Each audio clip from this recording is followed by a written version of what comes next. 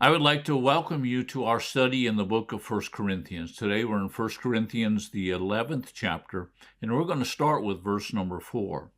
Now, if you haven't been following the podcast, we've been talking about something that's many times misunderstood. We've been talking about authority. And the Apostle Paul, in the first part of chapter 11, is talking about how Christ is the head of the man, how man is the head of the woman, and so forth. We need to understand that when he says head, he doesn't mean the boss. He means the one who provides for, the one who protects, the one who plans and prepares for the mission that God's given them as a couple. We need to understand that the Apostle Paul is using a tradition to teach a principle. Now, what the problem has been in the churches is that they've taken the tradition and they've neglected the principle.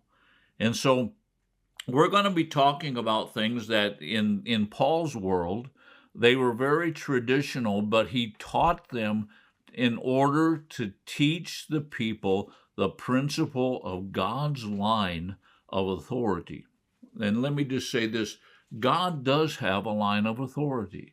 He has a way or a chain of authority that he expects mankind to use. Now, why does God give a chain of authority? So that people will be developed, so that people will be cared for, protected, so that people would be provided for.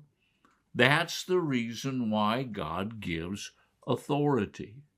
Now, today we're in verse number 4, and it says, every man who has something on his head while praying or prophesying disgraces his head. Now, personally, when I pray, if I have a hat on, I take my hat off. Why do I do that? Tradition. Tradition.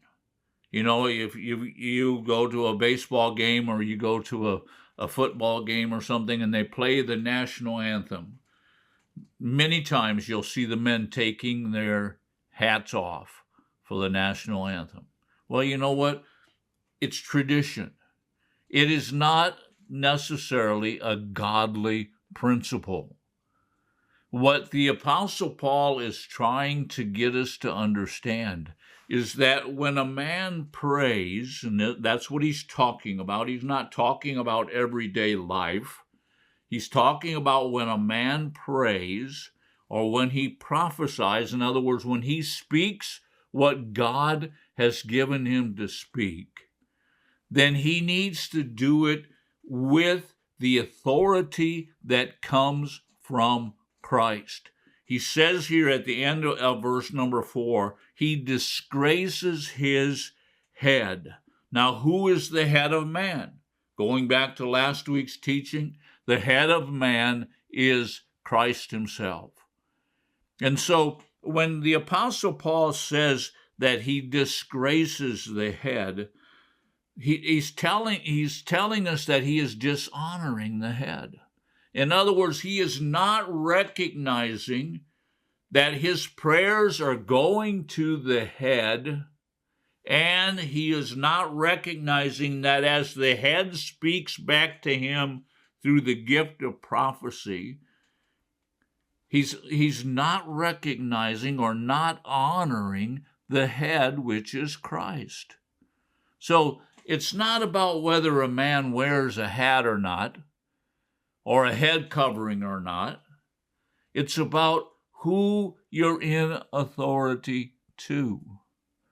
And again, man is in authority to Christ. The authority of man is Christ. And so when a man prays, he prays to his authority. He recognizes Jesus as his head, not the covering on his head, but he recognizes Jesus as his head. But he also than when he speaks from God to the people. That's what prophecy is. When he speaks from God to the people, he continues to recognize that he is under the authority of Jesus. Now let's move on to verse number 5. Verse number 5 changes and it talks about women.